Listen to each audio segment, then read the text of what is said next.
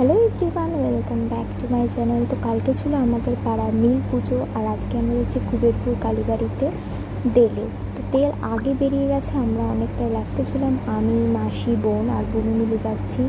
তো যেতে যেতে ওরা এতটাই আস্তে আস্তে যাচ্ছিলো যে আমরা তেল ধরে ফেলেছি। তো কালীবাড়ির মুখ পর্যন্ত চলে এসেছি। এবারে মন্দির পরিক্রমা হবে, প্লাস তোমার ধুনো পোড়ানো হচ্ছে। আর আমরা এখানে ভিডিও করছিলাম, প্লাস এখানে হরিণ দিচ্ছিলো, আমরা বাতাসা করাচ্ছিলাম।